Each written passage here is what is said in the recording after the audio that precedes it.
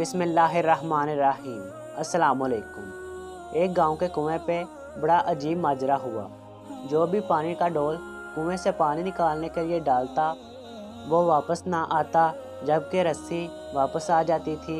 लोग खौफजदा हो गए।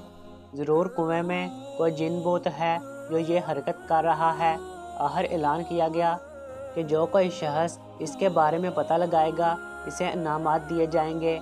एक आदमी ने कहा, इसे इनामात की ज़रूरत नहीं, लेकिन वो गांव वालों की मुसीबत के उजाले के लिए ये कुर्बानी देने को तैयार है। मगर एक शर्त है। शर्त ये है कि मैं कुएं में इसी सूरत में उतरूंगा जब रस्सा पकड़ने वालों में मेरा भाई भी शामिल होगा। गांव वालों ने इसके भाई को बुलवाया और रस्सा पकड़ने वालों में शामिल कर लिया।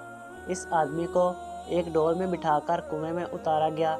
इस आदमी ने देखा कि कुएं में एक मच्छंदर किस्म का बंदर बैठा है। वो डोल से फ़ौरन रस्सी खोल देता है। इस आदमी ने अपनी जेब से एक गुड़ का टुकड़ा निकाला और बंदर को दे दिया। बंदर थोड़ी ही देर में मायूस हो गया। इस आदमी ने बंदर को कंधे पर बिठाया और बाहर वालों को बोला, रस्सा खींचो।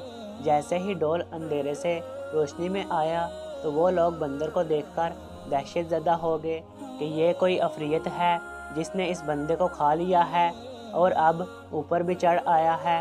वो सब रस्सा छोड़कर भाग गए, मगर इस बंदे के भाई ने रस्से को मजबूती से थामे रखा और ऊपर खींचने की कोशिश करता रहा, यहाँ तक कि वो किनारों तक पहुँच गया।